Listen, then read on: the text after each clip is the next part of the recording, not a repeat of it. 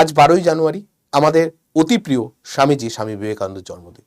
সেই উপলক্ষে আজকের দিনটিকে কিন্তু জাতীয় যুব দিবস হিসেবে পালন করা হয়। আজকের দিনে আমি তোমাদের সঙ্গে স্বামীজির দেওয়া 7টা এমন পয়েন্ট আলোচনা করব, যেটাকে তোমরা ফলো করলে তোমরা আরো বেশি মনোযোগী হতে পারবে, নিজের মনকে আরো কন্ট্রোল করতে পারবে।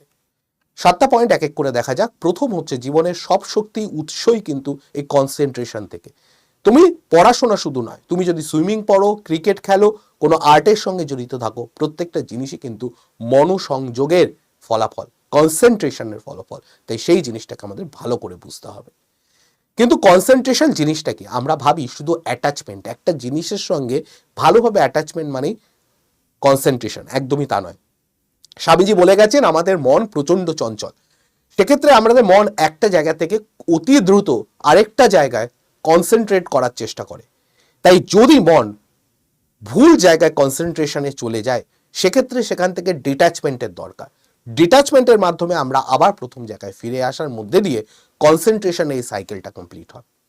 কিন্তু এর জন্য কিন্তু মনের স্পেশাল ট্রেনিংও দরকার। তুমি ট্রায়াল অ্যান্ড এরর মেথডে হবে না, প্রত্যেকদিন নতুন নতুন পদ্ধতি অবলম্বন করলে হবে না। তোমাকে বুঝতে হবে তোমার মনকে কন্ট্রোল করার জন্য কোন পদ্ধতি সঠিক, এবং সেইটাকেই তোমায় রোজ ফলো করতে হবে। তাহলে মনকে কন্ট্রোল করবে কি করে? তার জন্য সবার প্রথমে যেটা দরকার, ব্রিদিং টেকনিক। 6 to 7 এই ব্রিদিং টেকনিকে বলা হচ্ছে, তুমি 6 বার প্রথমে 6 সেকেন্ড ধরে শ্বাস নাও, 2 সেকেন্ড সেটাকে হোল্ড করো, পরবর্তী 7 সেকেন্ড সেই শ্বাসটাকেই ছাড়ো। এর মধ্যে দিয়ে তুমি নিজেকে এবং নিজের মনকে আরো কন্ট্রোলে রাখতে পারবে।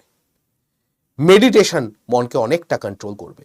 কিন্তু মেডিটেশনের ক্ষেত্রে অনেকেরই এই প্রশ্ন থাকে, কোন পদ্ধতিতে মেডিটেশন করব?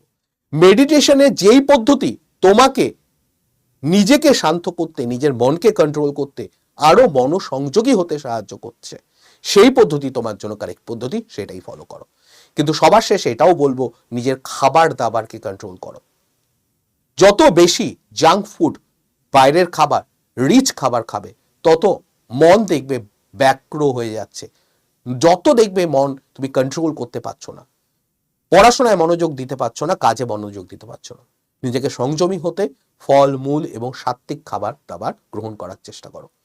এই মধ্যে দিয়ে তুমি দেখবে তুমি নিজেকে এবং নিজের মনকে পড়াশোনা এবং অন্যান্য কাজের প্রতি মনোসংযোগী করতে পারছো। তো চেষ্টা করো স্বামীজির এই মতগুলো মেনে চলে নিজেকে আরো উন্নত করা।